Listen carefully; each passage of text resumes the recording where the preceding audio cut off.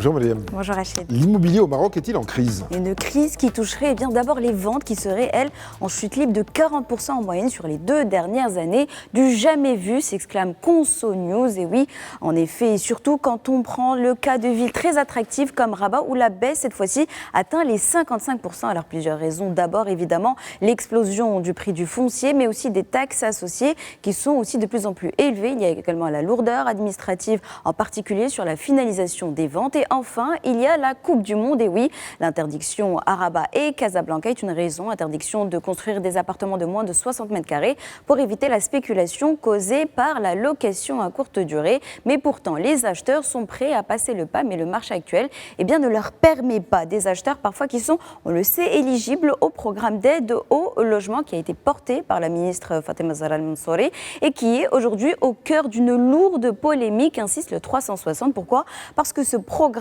d'aide aujourd'hui, il est dit qu'il a favorisé l'essor du noir. Le noir, c'est-à-dire le décalage entre le prix de vente déclaré et le prix réel de l'achat.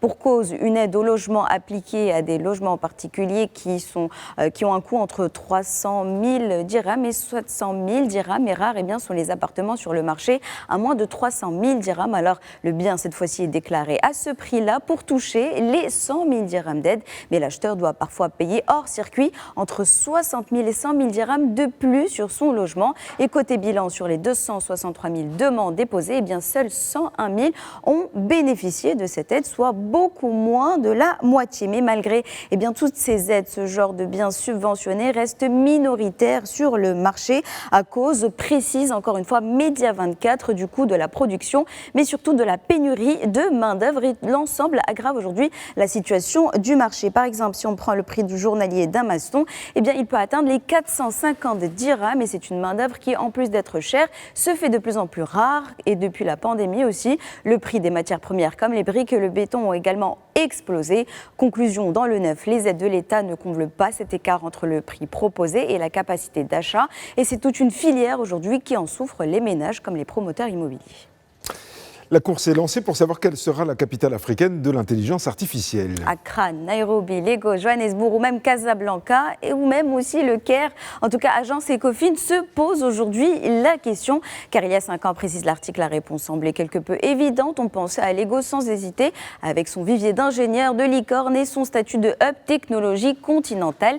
Mais la carte a depuis bien changé. Il y aurait cette fois-ci pas une capitale, mais plusieurs, avec chacune avec un rôle précis. Accra, capitale cette fois-ci de la recherche, Nairobi de l'infrastructure avec ses data centers, Lagos en tant que réservoir de développeurs, Casablanca, capitale de l'IA appliquée avec des projets massifs orientés vers l'agriculture ou la gestion de l'eau, le Caire comme point d'ancrage des câbles sous-marins et Kigali comme centre normatif où s'écrivent les règles juridiques. Des capitales qui, malgré un marché qui commence à trouver ses repères, restent quand même dépendants des géants de la tech comme on le voit, Google évidemment. Google qui a aussi décidé d'installer son premier labo IA dans la capitale guinéenne. Et oui, précise le journal du net, Google a décidé d'installer son premier labo IA en Afrique au Ghana. Mais l'article se pose la question de savoir si l'Afrique francophone doit s'inquiéter de cette décision.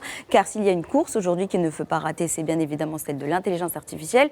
Et donc l'article précise que Google a investi au total $1 milliard sur le continent. Mais le choix de l'entreprise repose sur une stratégie claire. D'ailleurs, à Accra, par exemple, il y a un écosystème déjà en place, surtout pour les startups qui existent, ce qui se trouve rarement dans les zones francophones. Il y a également un cadre juridique anglophone qui est donc plus aligné aux normes internationales. Et enfin, Accra concentre suffisamment de talents et de startups pour justifier un investissement structurant face à des hubs francophones aujourd'hui considérés comme étant dispersés. Mais une Afrique quand même qui, malgré cette fragmentation, garde un potentiel énorme pour devenir un lieu clé de l'IA au niveau mondial. Et d'ailleurs, le Brief Afrique nous indique que toute cette transformation numérique pourrait provoquer un boom des data centers sur le continent qui pourrait même frôler les 9 milliards de dollars.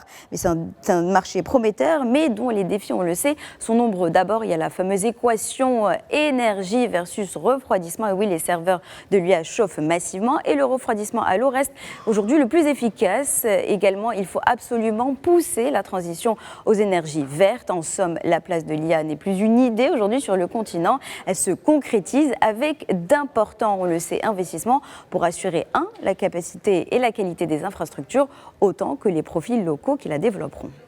La presse revient aussi sur toutes les polémiques qui secouent le mondial de football. Les polémiques qui se multiplient surtout face à l'arbitrage.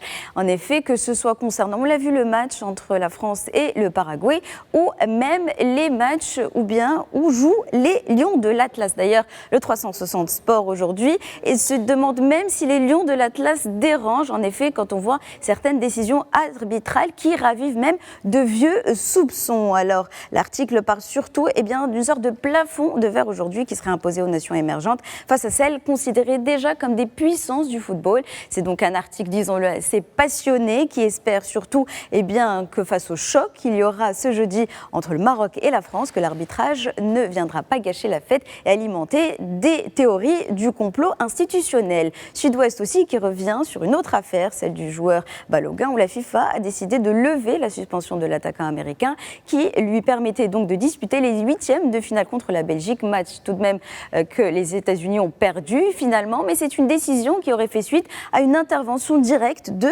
Donald Trump. Mais Sud-Ouest, ce qui est intéressant dans cet article, c'est qu'il dresse une sorte de chronologie des moments où la politique, même la géopolitique, s'invitait dans l'histoire de la Coupe du Monde, en ressortant des histoires liées à Mussolini, le Cher du Koweït ou encore Mobutu. Une Coupe du Monde aussi où l'émotion est vive, surtout dans les vestiaires, avec des démissions qui, s'enchaînent en parallèle des éliminations. Par exemple, Africa News nous donne l'exemple du sélectionneur de l'équipe nationale du Ghana qui a également décidé de démissionner, mais il n'est pas le seul. Il y a aussi celui de l'Allemagne, des Pays-Bas, de l'Uruguay, de l'Écosse ou encore de la Corée du Sud. Côté joueurs, même vague avec par exemple Cristiano Ronaldo qui a annoncé que c'était son dernier mondial avec son équipe nationale. Même chose du côté de Riyad Mahrez ou de Neymar. Une Coupe du Monde malheureusement où la déception parfois vire aussi à l'insulte. C'est le cas partagé par la Dépêche aujourd'hui où une sénatrice paraguayenne a eu des propos racistes à l'encontre du capitaine des Bleus, Kylian Mbappé. Kylian Mbappé qui a donc immédiatement répondu en disant qu'il ne laissera jamais aux gens comme elle la liberté de laisser propager leur haine et leur racisme à travers le monde. Des comportements qui touchent pas que les joueurs mais surtout parfois les plus hauts symboles. Par exemple, le matin revient sur cette profanation du drapeau marocain à l'issue du match entre le Maroc et le Canada. Ambassade du Maroc en France qui a décidé de porter plainte. Elle a partagé aussi un communiqué de sa représentation officielle qui rappelle que les célébrations sportives doivent demeurer des moments de rassemblement, de respect mutuel et qui ne sauraient servir de prétexte à des actes de haine et de violence. En somme, une Coupe du Monde où malheureusement, entre les jeux, on peut voir que cela peut faire sortir ce qu'il y a de mieux ou de pire en nous, et cela même à l'extérieur du terrain. Et il y a aussi cette supportrice marocaine qui malheureusement a perdu la vie en célébrant la victoire des Lions de l'Atlas. Ça s'est passé en Espagne.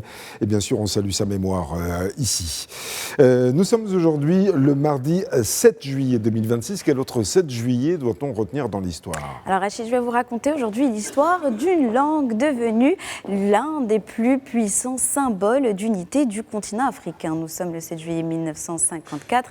Le futur président tanzanien Julius Nyerere choisit la langue, le Kiswahili, comme langue commune du mouvement pour l'indépendance. Un choix pour mettre fin aux divisions, aux différences portées par les différents groupes ethniques en Tanzanie. Un choix donc politique, effectivement, qui deviendra aussi profondément symbolique. Et oui, car l'histoire du Kiswahili commence bien avant cette date, née sur les côtes de l'Afrique de l'Est.